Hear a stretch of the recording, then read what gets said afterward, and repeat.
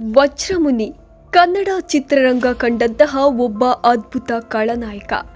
Retro ಕಾಲದಿಂದಲೂ ಇಂದಿನವರೆಗೂ ನಿಮ್ಮ ಫೇವ್ರೆಟ್ ವಿಲನ್ ಯಾರು ಅಂತ ಕೇಳಿದ್ರೆ ಹೆಚ್ಚಿನವರ ಬಾಯಲ್ಲಿ ಬರೋ ಹೆಸರೇ ಅದು ವಜ್ರಮುನಿ. ಅದೆಷ್ಟೇ ಖಳನಾಯಕರು ಬಂದರೂ ಎವರ್ ಗ್ರೀನ್ ಫೇವ್ರೆಟ್ ವಿಲನ್ ಅಂದ್ರೆ ಅದು ವಜ್ರಮುನಿಯವರೇ ಎಂದು ಹೇಳುವವರು ಹೆಚ್ಚಿನವರು.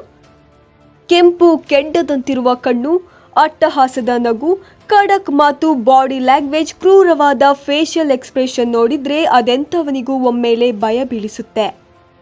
ಅವರ ಅಭಿನಯ ಜನರಲ್ಲಿ ಎಷ್ಟರ ಮಟ್ಟಿಗೆ ಪ್ರಭಾವ ಬೀರಿತ್ತೆಂದರೆ ನಿಜ ಜೀವನದಲ್ಲೂ ವಜ್ರಮುನಿಯವರನ್ನ ವಿಲನ್ ಅಂತೆಯೇ ನೋಡುತ್ತಿದ್ದರಂತೆ. ವಜ್ರಮುನಿಯವರು ಹೋದ ಕಡೆಯಲ್ಲೆಲ್ಲ ಜನರು ಭಯಗೊಂಡು ಓಡಿ ಹೋಗ್ತಾ ಇದ್ರು. ಅಷ್ಟೇ ಅಲ್ಲದೆ ಕೆಲವು ಕಡೆ ನೀನು ಯಾಕೆ ದ್ರೋಹ ಮಾಡಿದ್ಯಾ, ಎಷ್ಟು ಕೆಟ್ಟವನು ನೀನು ಅಂತ ಸಿನಿಮಾ ಪಾತ್ರವನ್ನೇ ಸೀರಿಯಸ್ ಆಗಿ ತೆಗೆದುಕೊಂಡು ಹೊಡೆಯೋಕೆ ಬಂದದ್ದು ಇದೆಯಂತೆ. ಆದ್ರೆ ಸ್ಕ್ರೀನ್ನಲ್ಲಿ ಅಷ್ಟು ಕ್ರೂರವಾಗಿ ಕಾಡುವ ಈ ವ್ಯಕ್ತಿ ನಿಜ ಜೀವನದಲ್ಲಿ ಬಹಳ ಮೃದು ಸ್ವಭಾವದ ವ್ಯಕ್ತಿಯಂತೆ. ಹೌದು, ಅವರ ವ್ಯಕ್ತಿತ್ವ ಎಂಥದ್ದು ಅನ್ನೋದಕ್ಕೆ ಇನ್ನೊಂದು ಸಾಕ್ಷಿ ಏನೆಂದ್ರೆ ಅವರು ಬಹಳ ಸಿನಿಮಾದಲ್ಲಿ ರೇಪ್ ಸೀನ್ಗಳೇ ಜಾಸ್ತಿ ಇತ್ತಂತೆ. ಆವಾಗೆಲ್ಲ ಖುದ್ದು ವಜ್ರಮುನಿಯವರೇ ನಟಿಯರ ಬಳಿ ಮೊದಲೇ ಹೋಗಿ, ನಾನು ನಟನಾಗಿರುವ ಕಾರಣ ನನಗೆ ಇದನ್ನ ಮಾಡಲೇಬೇಕು, ಇದು ನನ್ನ ವೃತ್ತಿ, ನನ್ನನ್ನ ಕ್ಷಮಿಸಿ ಬಿಡಮ್ಮ ಎಂದು ಸಾರಿ ಕೇಳ್ತಿದ್ರಂತೆ. ಈ ಸಿನಿಮಾದಲ್ಲಿ ತನ್ನನ್ನು ತಾನು ಪೂರ್ಣವಾಗಿ ತೊಡಗಿಸಿಕೊಳ್ಳುತ್ತಾ ಆರೋಗ್ಯದ ಕಡೆ ಗಮನ ಕೊಡದೇ ಇದ್ದಿದ್ದರಿಂದ 1999ರಲ್ಲಿ ಒಂದು ಕಿಡ್ನಿ ಕಳೆದುಕೊಳ್ಳಬೇಕಾದ ಪರಿಸ್ಥಿತಿ ಬರುತ್ತೆ.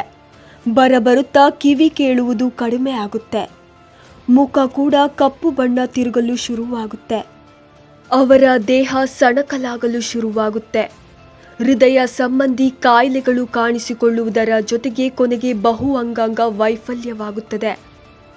ಇದರಿಂದ ಪ್ರತಿದಿನ ನೋವಿನಿಂದ ಬಳಲುವಂತಹ ಪರಿಸ್ಥಿತಿ ವಜ್ರಮುನಿಯವರು ಅನುಭವಿಸುತ್ತಾರೆ. 1999ರಲ್ಲಿ ಆರೋಗ್ಯದಲ್ಲಿ ಅತಿಯಾದ ಏರುಪೇರು ಕಂಡಿದ್ದರೂ ಕೂಡ 2004ರವರೆಗೂ ಸಿಕ್ಕ ಅವಕಾಶವನ್ನ ಬಳಸಿಕೊಳ್ಳುತ್ತಾ ನಟಿಸುತ್ತಾರೆ. ಇನ್ನು ದೇಹ ಸಂಪೂರ್ಣವಾಗಿ ಸಹಕರಿಸುವುದನ್ನು ನಿಲ್ಲಿಸಿದಾಗ ಚಿತ್ರರಂಗದಿಂದ ದೂರ ಉಳಿಯುತ್ತಾರೆ.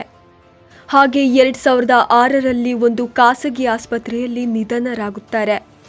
ವಜ್ರಮುನಿಯವರಿಗಿದ್ದ ಒಂದು ಆಸೆ ಅಂದರೆ ಅದು ತಾನು ಸಿನಿಮಾದಲ್ಲಿ ನಾಯಕನಾಗಿ ನಟಿಸಬೇಕೆಂಬುದು. ಆದರೆ ಮದ್ಯ ಸೇವನೆ ಅವರ ಆರೋಗ್ಯವನ್ನ ಹಾಳು ಮಾಡಿತು ಎಂದು ಹೆಚ್ಚಿನವರು ಹೇಳ್ತಾರೆ. ಅದೇನೇ ಆದರೂ ವಜ್ರಮುನಿ ಕನ್ನಡ ಚಿತ್ರರಂಗಕ್ಕೆ ಸಿಕ್ಕ ಒಂದು ಅಮೂಲ್ಯವಾದ ವಜ್ರ. ತನಗೆ ಹಿಂದಿ ಭಾಷೆಯಲ್ಲಿ ಅವಕಾಶ ಸಿಕ್ಕರೂ ಕೂಡ ತನ್ನ ತಾಯ್ನಾಡಿಗೆ ಬಂದು ತನ್ನ ಪ್ರತಿಭೆಯನ್ನ ತಾಯಿ ಮಡಿಲಿಗೆ ಅರ್ಪಿಸಿದ ಆ ವಜ್ರ ಈ ಸೂರ್ಯ ಚಂದ್ರ ಪ್ರಪಂಚ ಇರೋವರೆಗೂ ಅಜರಾಮರ ಎಂದ್ರೆ ಅತಿಶಯೋಕ್ತಿಯಾಗಲಾರದು.